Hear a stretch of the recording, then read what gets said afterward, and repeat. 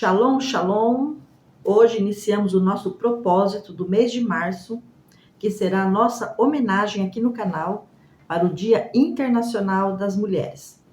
Eu vou tratar aqui no canal com vocês sobre a vida de 8 mulheres cujas decisões surpreendentes mudaram o cenário não só de suas vidas, mas também de suas famílias e de toda uma nação.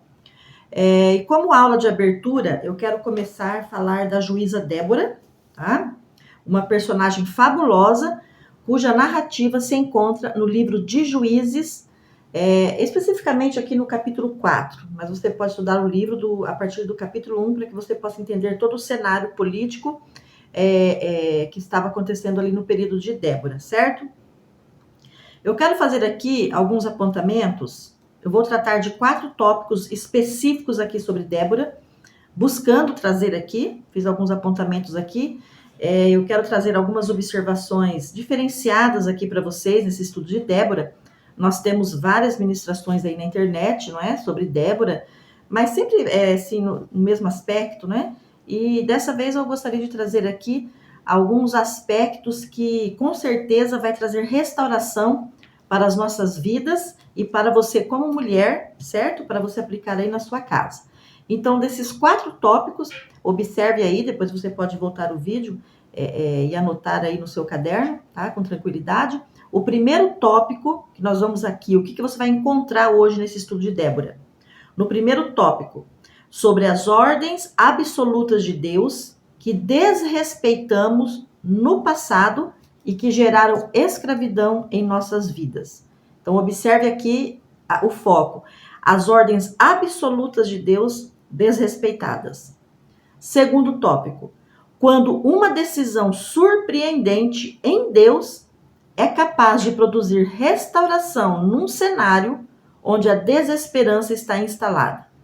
Então, aqui no nosso caso, em todo o mês de março, nós vamos tratar sobre decisões surpreendentes que essas mulheres tomaram, ok? Terceiro tópico, quando Deus usa pessoas improváveis como agentes de restauração. E vamos entender, na verdade, o que vem a ser uma pessoa realmente improvável, certo? 4. Por que Débora tinha duplo ministério de legisladora, juíza e de profeta? Então, esses serão os 4 tópicos principais que nós vamos tratar aqui no estudo sobre Débora. No final do estudo, tá? Nós seremos capazes de aplicar em nossas vidas aquilo que Débora fez e deu certo. Então, nós também vamos trazer para nós, independente do período, certo? A Bíblia, ela é a palavra de Deus e ela transcende os séculos, porque ela é uma verdade, ela é viva, eficaz, certo? E ela não se perde nem no tempo nem no espaço. Então, nós vamos trazer os princípios, certo? Mesmo que a sociedade tenha sido diferente, nós vamos trazer os princípios que existem ali nas decisões e como Deus agiu ali para trazer restauração usando uma mulher com um ministério profético, mas que não só pelo ministério que ela exercia, mas também pelo poder de decisão que ela teve naquele momento crucial, ok? Muito prazer, eu sou a professora Cássia. Se você não me conhece, seja muito bem-vindo aqui no meu canal. E nós vamos agora dar início ao nosso estudo tópico a tópico. Vamos lá. Eu vou falar aqui um pouco devagar, certo? Para que vocês possam ir aí acompanhando também. Nós vamos fazer leituras bíblicas aqui, para ir provando, né? Aqui o que a Bíblia diz para nós. O primeiro tópico que eu apresentei foi esse aqui. Quando as ordens absolutas de Deus são desrespeitadas, quais as consequências que isso gera, tá? Né? Na nossa vida. O que vai acarretar de prejuízo para nós quando nós não entendemos ou quando nós deliberadamente desobedecemos a Deus. Porque aqui no contexto de Débora, houve uma desobediência consciente, tá? Por parte das tribos de Israel. E geraram aqui toda uma situação sobre todas as tribos, Para quem não sabe, a tribo de Israel, a nação de Israel, ela foi formada por 12 tribos, que são os 12 filhos de Jacó, ok? Débora é descendente de uma das tribos, ok? Então, o que aconteceu aqui neste cenário? Vamos aqui brevemente dar uma explicação para que aquelas que ainda não detêm um conhecimento histórico possam se inteirar aqui conosco, certo? Muito bem. Então, após a morte de Moisés, não é? Quando eles entram aí na Terra Prometida, quem é que assume a liderança? Josué. Né? Josué assume a liderança sobre as 12 tribos e começa aqui um segundo grande momento na vida dos israelitas. Ou seja, é agora o momento da guerra, o momento em que eles vão conquistar o território que Deus devolveu para eles, porque a nação de Israel, a terra, né, prometida, já era desde o tempo de Abraão prometida ao Senhor.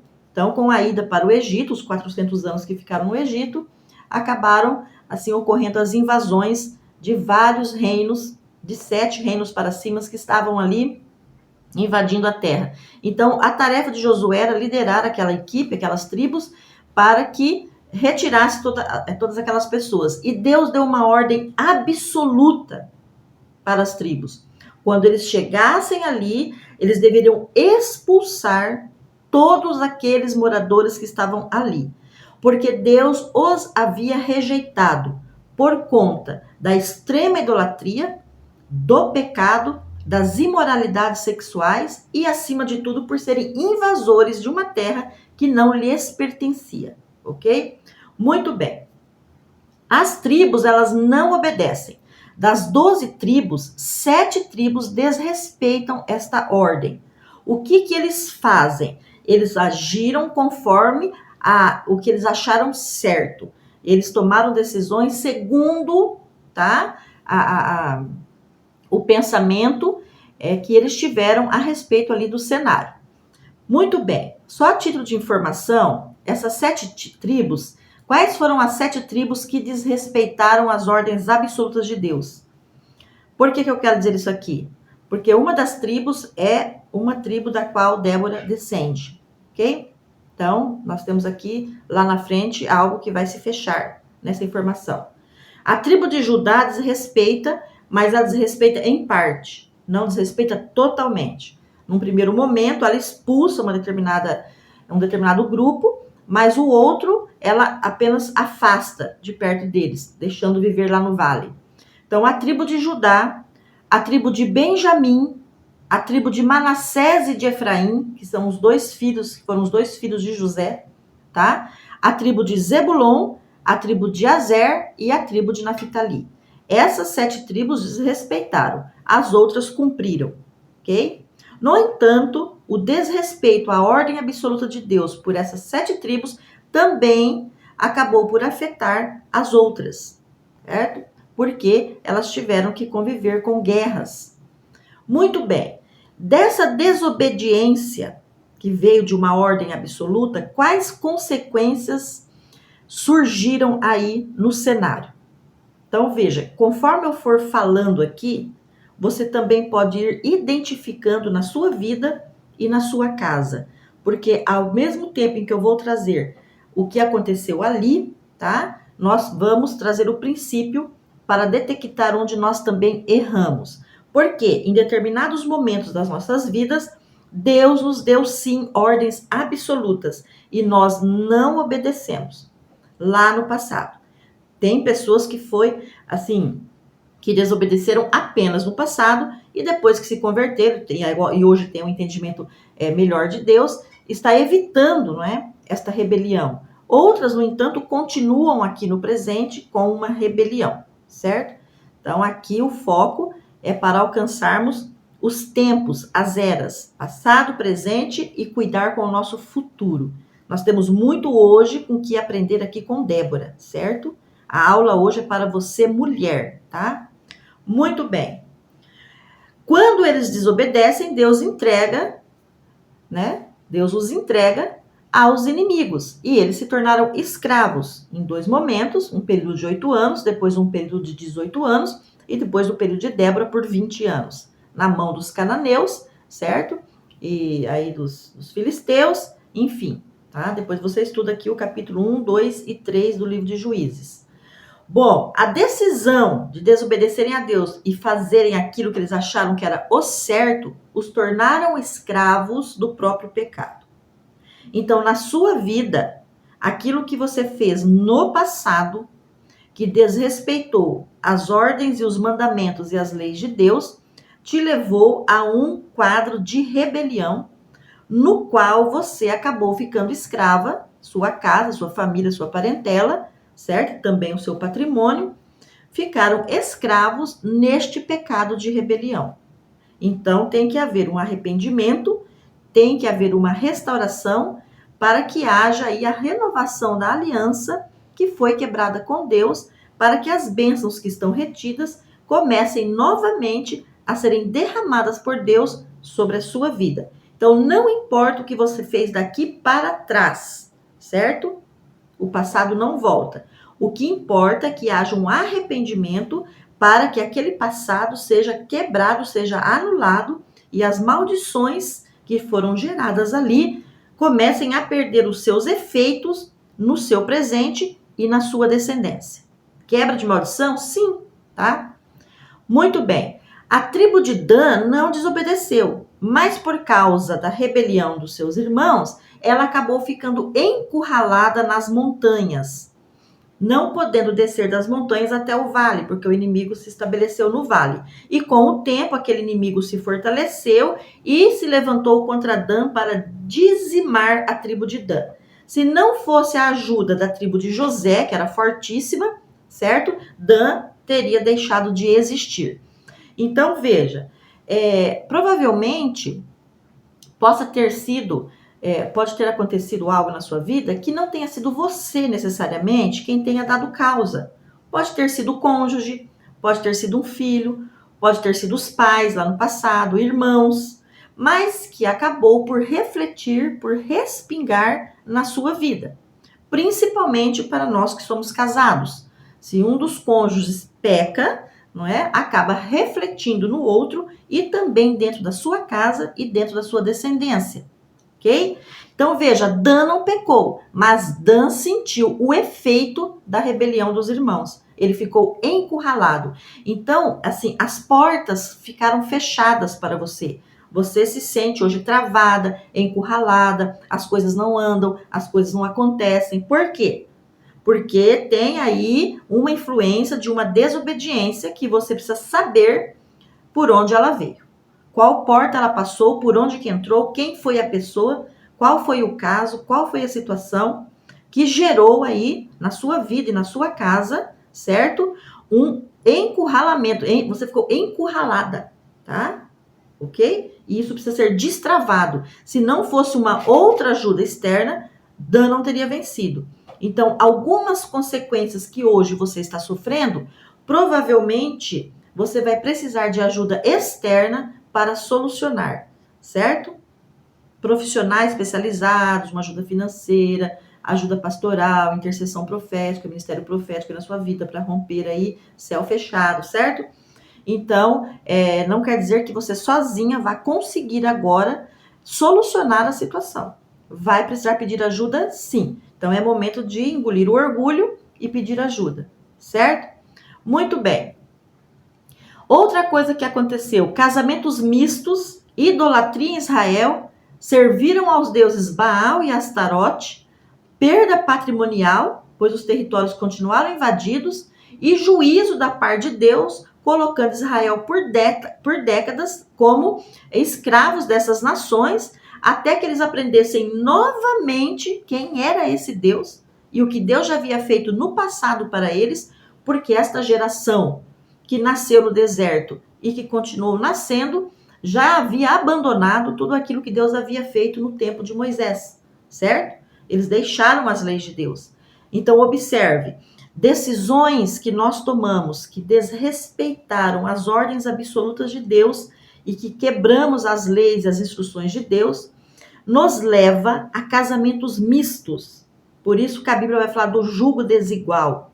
O problema do jugo desigual não está na pessoa. O problema do jugo desigual está no que ela crê, entende? Então, você crê, Você era uma jovem que cria e que continua crendo neste Deus que habita nos céus. E você acaba se unindo por casamento com uma pessoa, com um homem que adorava o Deus Baal e o Deus Astarote, entre aspas. Ou seja, adorava e servia outros deuses ou a demônios. Então você trouxe para dentro da sua casa um reflexo de idolatria, uma atuação de idolatria, não é? E agora tem que vir uma restauração.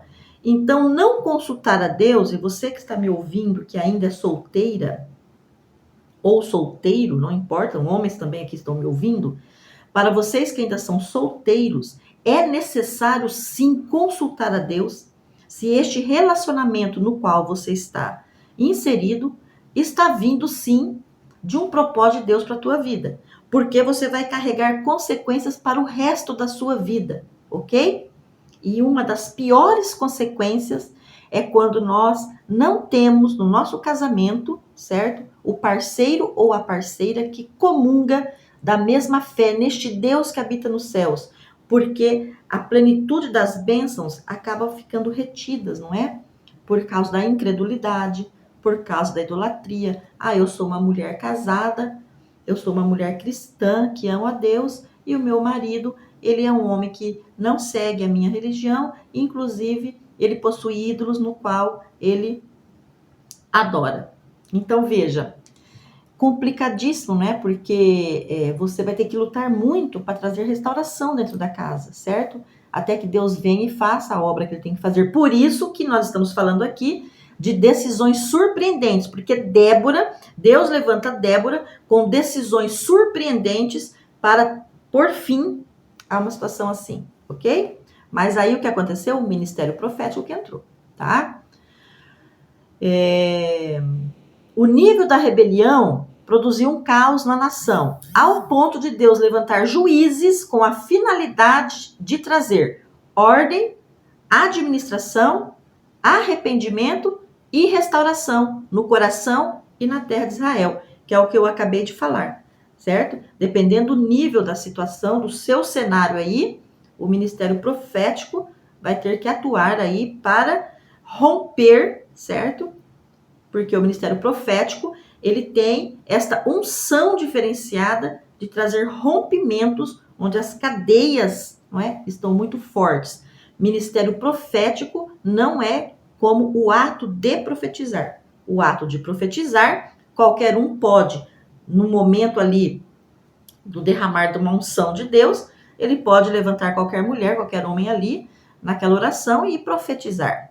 E acaba ali. Agora, o ministério profético, não. O ministério profético, ele é um chamamento da parte de Deus, uma unção diferenciada, onde aquilo que o profeta decreta na terra, o céu responde. Tá? Como você vê ali em Elias, em Eliseu, eles abriam os céus ou eles fechavam os céus sobre a nação de Israel. O ministério profético é um outro movimento. Nós vamos tratar disso numa outra aula diferenciada, principalmente quando nós falarmos de Esther, ok? Muito bem. Débora, Israel, no final do tempo dos juízes, não é? Israel ele teve 14 juízes, Débora foi a quarta e a única mulher também, e a única com ministério duplo, certo? Veja bem, a função do juiz ali não era de governar, tá? Não havia governo instituído. O primeiro governo que vai ser instituído vai ser só com o rei Saul, porque Deus, na verdade, nunca estipulou governo sobre Israel, ele nem quis. Foi a nação quem quis. Então, o juiz, ele era apenas para comandar, liderar a guerra, liderar a conquista e trazer soluções para as demandas do povo. Muito bem. Segundo tópico aqui do nosso estudo de hoje, que nós vamos aprender. Decisões surpreendentes alteram o cenário da desesperança. Débora não negocia com a ordem profética liberada por Deus. E a decisão surpreendente de Débora, ao seu autodespertar e ao despertar Baraque, tá? Então, veja. Vamos ali ver aqui em Juízes agora nós vamos ler aqui um texto bíblico, em Juízes, no capítulo 4, no verso 4 em diante. Fala aqui, Débora e Baraque livram Israel. E Débora, mulher profetiza, então veja, primeiro ela teve um ministério profético, né? Então, eu entendo que ela tinha essa unção anterior ao de juíza, e depois ela vai exercer também o de juíza, tá? Porque o juiz, ele era escolhido, né, dentre as tribos. Muito bem, e mulher profetisa, mulher de Lapidote, julgava Israel naquele tempo. Ela sentava-se debaixo das palmeiras de Débora, entre Ramá e Betel, nas montanhas de Efraim. E os filhos de Israel subiam a ela a juízo. Eles iam lá, não é, procurar soluções. Então, veja, ela era uma descendente aqui, pelo que nós podemos entender, da tribo de Efraim. Não temos aqui sobre a descendência de Débora, tá? E nem sobre a ascendência, quem foram os pais, de qual linhagem Débora vem. Aqui, neste momento, nós não temos elencados, infelizmente, na Bíblia, tá? A origem aí da linhagem genealógica de Débora. Mas aí o que ela faz? E mandou chamar a Baraque. Então veja, ela mandou chamar Baraque, filho de Abinoão, de Quedes de Naphtali. Então Baraque era da tribo de Naphtali. Débora de Efraim, Baraque de Naphtali. Duas tribos que desobedeceram Deus lá no passado. E disse-lhe Débora: porventura o Senhor Deus de Israel não deu ordem, dizendo: vai e atrai gente ao monte Tabor e toma contigo 10.000 homens dos filhos de Naphtali e dos filhos de Zebulon? Olha que ordem diretiva, ordem absoluta da parte de Deus, com detalhes muito específicos, tá? E atrairei a ti para o ribeiro de Quizon a Sísera, capitão do exército de Jabim, com os seus carros e com a sua multidão, e o darei na tua mão. E disse Baraque: se fores comigo, irei, porém se não fores comigo, não irei. E disse ela: certamente irei contigo, porém não será a tua honra da jornada que empreenderás, pois a mão de uma mulher o Senhor venderá a Sísera. E Débora se levantou e partiu com Baraque para Quedes.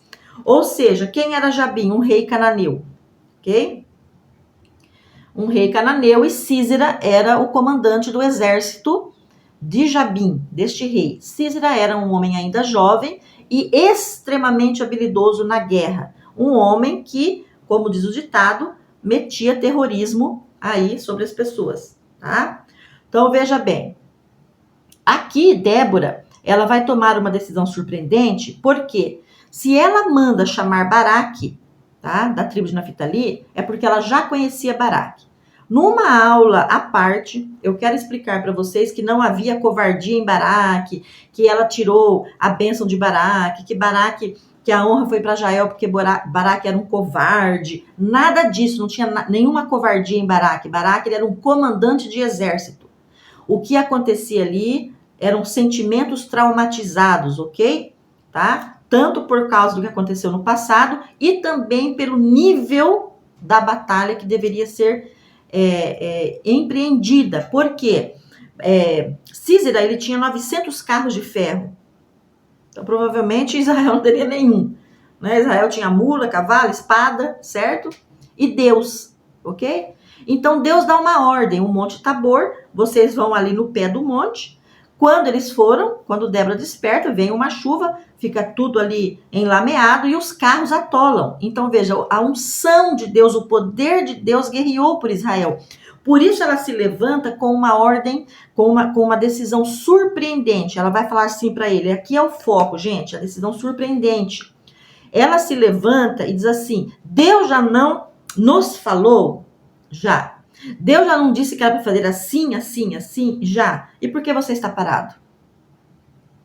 Então, para você, mulher, se Deus já te deu uma ordem, se Deus já te deu uma resposta, se Deus já te deu uma confirmação, inclusive se Deus já lhe deu detalhes, tá, do que você deve fazer, por que você continua parada? Por que você não está agindo? Por que você ainda quer que Deus mande inúmeros profetas para confirmar, reconfirmar, triconfirmar, certo?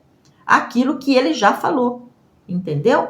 Então, Débora, o que ela fala? Desperta, Débora, desperta. Lá no cântico de Débora, ela vai falar: desperta, Débora, desperta, Débora, desperta, Baraque, desperta, Baraque. O ministério profético, naquele momento, ela não está como juíza ali, tá? Naquele momento, ela está como ministério profético. Ela manda chamar esse grande comandante, que ela confiava nele, certo? Porque de 12 tribos ela escolheu ele, então ele não era pouca coisa, como ensinam por aí, ok? Então ela chama este grande homem e fala: desperta, porque Deus já deu Císera na sua mão. E Deus já falou para você como que a guerra vai ser. Agora, ela não estava desmerecendo Baraque quando ela diz assim: porém não será para você a honra de matar Císera. Por quê? Por causa da grande experiência de Císera. Quando a chuva desce, os carros de Císera ficam atolados. O exército desce e começa a correr. Israel começa, então, a atacar o exército que estava a pé. Císera corre, tá?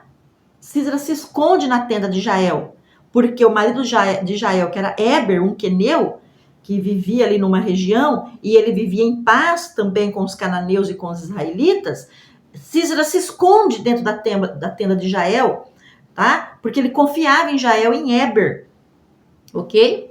Olha, então veja bem, ali naquele momento, Deus vai usar Jael para meter uma estaca na cabeça de Císera enquanto ele dormia, certo? E matá-lo. Por quê? Não é que Deus estava tirando a honra de Baraque, porque Baraque chamou Débora para ir com ele.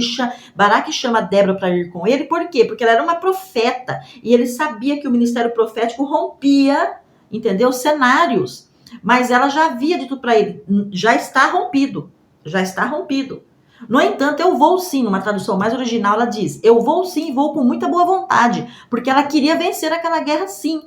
Também para restaurar o trauma de Efraim, o trauma de Manassés, o trauma de Naftali, que desobedeceram a Deus lá atrás, certo? Desobedeceram a Deus. Então ali era um momento de restauração diante de Deus também. Nós não podemos errar. Então eu entendo que o sentimento de Baraque foi esse: Débora, esteja comigo, porque nós não podemos errar como os nossos pais erraram lá atrás. Entendeu aqui? Por isso ela diz: vou sim, vou com muita boa vontade, para vencermos. Então ela vai como profeta naquele momento, porque como juíza, ela já havia recebido a ordem e passado para ele e para a tribo dela, para a tribo dele, de Naftali, e para a tribo de Zebulon, certo? Então são ali 3 tribos, certo? E no decorrer da guerra depois, evidentemente a tribo de Manassés, depois as outras tribos vão vir aqui para ajudar Débora. Ok? Muito bem, vamos aqui para o nosso terceiro tópico. Débora era uma improvável para os homens, mas para Deus ela era uma descendente da tribo de Efraim, porque sobre a tribo de Efraim havia uma bênção extremamente diferenciada, dada por Jacó lá no passado, ok? Quem era Efraim? Efraim era filho de José, que era filho de Jacó. Mas José do Egito, ele teve 2 filhos, Efraim e Manassés. Manassés era o primogênito, Efraim era o caçula. A pessoa de José nos remete muito à pessoa de Yeshua, a pessoa de Jesus Cristo, o servo sofredor, certo? Que foi espancado, vendido, certo? Escravizado, abandonado pelos seus irmãos, mas que trouxe restauração para Israel quando ele chama a família para descer para o Egito, ok? Então, aqui também um estudo interessantíssimo que podemos tratar numa próxima aula. Nós temos aqui em Gênesis 48, por isso eu quero dizer aqui para vocês, Débora era uma improvável, entre aspas, para os homens sim, mas olha o que está escrito aqui em Gênesis 48. Quando Jacó fica doente, ele chama José para dar a bênção para José, para todos os filhos dele, e ele vai dar a bênção para os 2 filhos de José, porque Efraim e Manassés nasceram no Egito. Então Jacó estava vivendo no Egito com José, com todos os seus irmãos, e ali Jacó tem esses 2 filhos, José tem esses 2 filhos que nasceram ali, tá? Então Jacó vai dar uma bênção diferenciada para esses 2 filhos que nasceram numa terra que depois se tornou uma terra de escravidão. Então ele fala aqui: agora, pois, os teus 2 filhos que te nasceram na terra do Egito, Gênesis 48, verso 5. Antes que eu viesse a ti no Egito, eles já são meus. Então, José, antes que você me chamasse para descer ao Egito, Efraim e Manassés já eram meus. Olha aqui o ministério profético, ok? E eles serão meus como foi Rúben e Simeão, que eram os 2 primeiros filhos de Jacó, os primogênitos. Mas a tua geração que gerará depois deles será tua. Segundo o nome de seus irmãos serão chamados na sua herança. Tudo bem. Então existe aqui sobre Efraim e Manassés, sabe? Uma bênção que Jacó, um ministério profético dado por Jacó, dizendo que eles já eram de Jacó muito antes. Por isso que lá no deserto, Moisés vai dar 2 meia tribos, né? A meia tribo de Efraim e a meia tribo de Manassés. Eles vão ser reconhecidos também como 2 tribos, okay? Além de José, que era o pai. Muito bem. Aí, quando ele vai dar a bênção, era de regra assim, o avô colocava a mão direita sobre o primogênito e a mão esquerda sobre o mais novo. Jacó troca as mãos. E José não gostou daquilo, ele achou que aquilo não estava certo, não é? Porque ele sabia o quê? Que Jacó estava transferindo uma bênção primogênita para o mais novo. E ele chama a atenção do pai, isso não está certo, tal, porque Jacó já estava cego, né? E ele falou, pai, você está cego, você não está enxergando, então você está se confundindo. Não, meu filho, eu não estou me confundindo, eu sei muito bem o que eu estou fazendo. E é proposital. Por quê, gente? Olha aqui no futuro. Olha aqui Débora no futuro, você está me entendendo como que é? Improvável para homens, para Deus não, porque já tinha um histórico, certo? Profético lá atrás, que recaiu sobre essa mulher depois. Filha de Efraim, entendeu? Descendente da tribo de Efraim. Aí Jacó coloca a mão sobre ele e diz assim, e abençoou Jacó naquele dia dizendo, em ti abençoará, eu sei, meu filho, eu sei, também ele será um povo, Manassés também será um povo, e também ele será grande, contudo seu irmão menor será maior que ele, e a sua descendência será uma multidão de nações. Assim os abençoou naquele dia, dizendo, em ti abençoará Israel, em vocês, eu, Jacó, abençoarei, dizendo, Deus te faça como a Efraim e como a Manassés. E pôs a Efraim diante de Manassés. Olha aqui, gente, que coisa maravilhosa. Débora vem de quem, então? Da tribo de Efraim. E Jacó disse assim para Efraim, você será grande e de ti também sairá grande nação. Certo? Por causa da bênção. Então, os judeus têm muito costume de orar pelos seus filhos e dizer assim, que venha sobre você as bênçãos de Efraim e Manassés. Então, aqui, que você traga para você também esta bênção que eu estou falando aqui. Então, você não é uma improvável, como você pensa. Você pode ser uma improvável diante de pessoas e diante de si mesmo, porque, na verdade, você não conhece um histórico de 1000 anos para trás sobre tua vida. Certo? Por que Deus te levantou sobre esta casa? Por que Deus te levantou nesse ministério profético? Por que Deus te levantou como juíza? Por que Deus te levantou como empreendedora? Por que Deus te levantou para restaurar família? Por que Deus te levantou como governo financeiro? Eu era uma improvável, eu saí de lá da pobreza extrema e hoje eu sou uma juíza federal. Ué, improvável por quê? Para os homens, mas para Deus você nunca foi uma improvável. Certo? Nunca foi. Porque lá no passado já existia um histórico na mão de Deus que você desconhece. E que Deus está trazendo a aliança hoje. Deus está chamando a restauração hoje. Então ele levanta Débora por causa que ela está debaixo da bênção de Efraim. E de Efraim sairá grande nação. Certo? Então Débora se levanta como juíza e como profeta, requerendo, porque ela tinha esse conhecimento, requerendo sobre ela, tá? O despertar profético da bênção de Efraim, cobrindo a vida de Baraque debaixo do ministério profético, certo? Chamando Baraque para exercer a parte da guerra, porque a dela era a profética e a de juíza, chamando o parceiro para a segunda parte da guerra e transferindo a unção profética ali para que tudo acontecesse, como Deus falou. Então ela não negocia a ordem de Deus, como a tribo de Efraim errou lá atrás. Ela traz à existência a bênção de Jacó. Ela traz, e aconteceu. Por causa de uma decisão surpreendente, ela trouxe à memória dela a bênção de Efraim, o que o patriarca Jacó falou, certo? Ela trouxe à existência a ordem que Deus havia dado, e ela disse assim, levanta-te, Débora,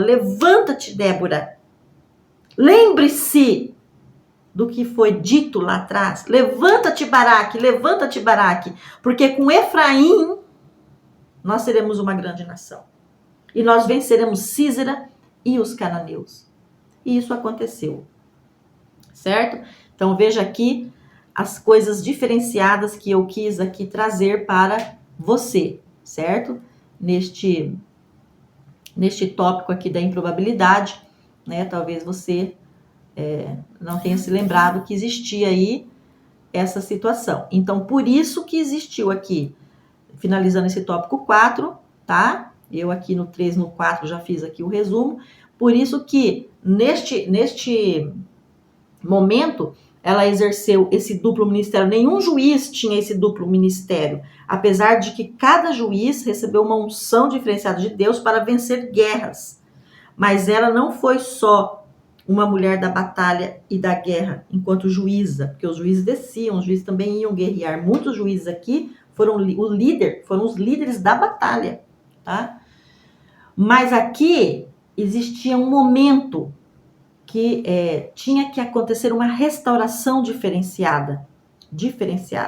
Israel vinha caindo repetidamente nos mesmos erros. Desobediência, juízo de Deus, depois a bênção de Deus. Desobediência, juízo de Deus, depois a bênção de Deus no arrependimento. Um ciclo vicioso, ok? De rebelião. Então, neste momento, pode ver que foram 14 juízes. Ela foi a quarta. Foi um momento propício de Deus para ensinar ali a quebra de ciclos viciosos de rebelião, certo? Então, exerça, mulher, o teu ministério profético, a voz da profecia, a autoridade espiritual que Deus te deu dentro da sua casa, primeiro sobre a sua vida, dentro da sua casa, sobre o seu casamento, sobre os seus filhos. Pare de murmurar, pare de amaldiçoar, pare de brigar, exerça o ministério profético que Deus dá.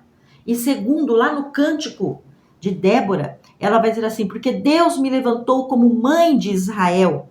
Porque Deus levanta uma mulher, num cenário dominado pelos homens, certo? Por que não tem aqui uma citação da genealogia dela? Porque não se colocava naquele período a genealogia de uma mulher, se colocava do homem. Né? O fulano de tal, descendente de fulano, de fulano, de fulano. Mas a mulher não falava. Então nós temos essa omissão aqui, porque é um cenário de uma cultura, ok? Em que a mulher não tinha essa liderança, ok? Mas veja bem, ele levanta uma mulher, por quê? Porque nós possuímos a essência da maternidade para agregar os filhos, para agregar os irmãos, para trazer novamente restauração onde tem rompimentos de amizade, de relacionamentos. É a mãe, não é? A mãe é a luz da casa. Os judeus falam, os rabinos falam, a mulher é a luz da casa. Se essa luz apaga, toda a casa é apagada. Pode ver mulheres que vêm de violência doméstica, quando o homem destrói essa mulher, quando ele apaga a luz da casa dele, toda a família é destruída, os filhos são destruídos. O pai, ele é um homem, um sacerdote, um provedor, um cuidador, aquele que fecha, não é? A sua casa, a cerca da sua casa. Mas a mulher não, a mulher é a luz que brilha dentro dessa casa, que traz energia, que traz felicidade, que traz o cheirinho do café, o pãozinho caseiro, o bolinho na mesa, que coloca os filhos para comerem juntos, que reata novamente a amizade, certo? Então, o espírito da maternidade. Então, naquele momento, Israel estava necessitando de mãe. Todos, tá? Ela chama ali para agregar novamente, para lutar por Israel e para vencer. E venceram. De uma maneira extraordinária. Porque, entenda uma coisa. Aqui, concluindo a nossa aula. Certo? A guerra que você trava, é uma guerra que, humanamente, você não a vence. Então, aquilo que nós não vencemos, aquilo que nós não conseguimos fazer, o sobrenatural de Deus faz, ok? Principalmente quando nós estamos lidando com pessoas, tá?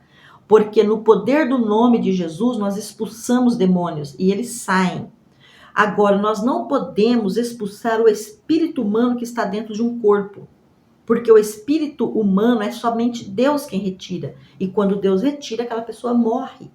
Nós não temos autoridade para repreender e tirar espíritos humanos de dentro do corpo. Então, aquilo que nós não podemos fazer, é Deus quem faz. Entendeu? Então, a guerra que era improvável Israel vencer, Deus entrou com o sobrenatural, mandou chuva. O medo de Israel eram os carros de ferro, não é? Deus manda chuva e a terra fica com lama e atolam-se 900 carros. O cananeu perdeu a guerra. Uma simples chuva fez 900 carros serem nada. Então a força do seu inimigo é Deus quem mina a força do seu inimigo, humano, entendeu? Humano. Porque o espiritual você vence na oração e no poder de Deus, mas o humano você precisa de Deus. Níveis de batalha humana, você precisa da estratégia de Deus. Então esta parte compete a Deus, que ele vai dizer para você, mediante a revelação divina, o que você deve fazer. Para que aquela ação de Deus aconteça. Então ele vai te mandar uma ordem específica e absoluta. Faça isso extremamente, absolutamente como eu estou dizendo. Que o resto eu faço. E é isso que nós não fazemos. Porque nós não confiamos em Deus e naquilo que ele pode fazer. Certo? Então, aqui, no final desta aula, o que nós temos para aprender? Sair da procrastinação, sair do marasmo, sair da omissão, sair da preguiça, nos levantar como mãe sobre nossa casa, sobre nossa família, sobre a nossa igreja, sobre o nosso ministério, trazer restauração mediante o poder do ministério profético que tem em nós. Já temos o ministério profético, as mulheres são profetas de Deus, entendeu? Mediante a ação de força, de despertar, primeiro ela se autodespertou, depois ela despertou Baraque. E aí ela foi na promessa que Deus tinha dado a ela e a promessa que Deus já havia dado, a bênção de Efraim. Ela chama para ela a bênção.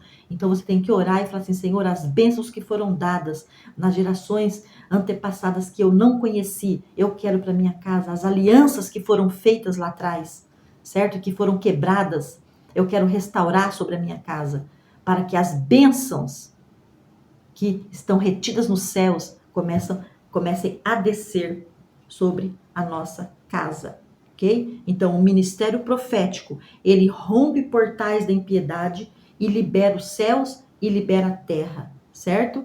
E você vai detectar quem são aqueles que estão com você e quem são aqueles que não acrescentam nada. Porque algumas tribos não vieram ajudar Débora. E lá no Cântico de Débora, nos próximos capítulos, ela vai citar, ela vai dar nomes para aqueles que não vieram ajudá-la. Como, por exemplo, a tribo de Ruben, não é? A tribo lá de Dan e etc. Então, veja bem, aqui, pessoas que não estão com você, que não estão se movimentando, deixa pra lá. Ué, você só precisa de Deus. É de Deus que você precisa. Ah, porque eu queria que fulano tivesse me ajudado e quando eu pedi não me ajudou, deixa pra lá. Deus nem quer ajuda aquela pessoa pra você, deixa pra lá. Deus tem os servos específicos e eleitos que ele escolhe para mandar para você, tá? E também eu quero que você saiba que o tempo da graça de Deus quando chega sempre será maior que o tempo do juízo. Porque está escrito aqui no capítulo 5, verso 31. Assim, ó Senhor, pereçam todos os teus inimigos, Débora falando. Porém, os que te amam sejam como o sol quando sai na tua força. E sossegou a terra 40 anos. Então, o tempo da graça é muito maior que o tempo da prova, certo? Então, eu quero que você saiba que se você está em prova, você vai ultrapassar tudo isso e a graça vai ser muito maior do que o tempo da sua prova. Desde que você obedeça a Deus, desde que você tome decisões surpreendentes, desde que você não se esqueça das alianças que Deus um dia fez com você e que você se levante, que você se desperte e que você seja uma mulher agente da restauração dentro da sua casa e da sua parentela e no meio daqueles todos que te cercam. Shalom Adonai para você. Até o nosso próximo vídeo, se Deus quiser.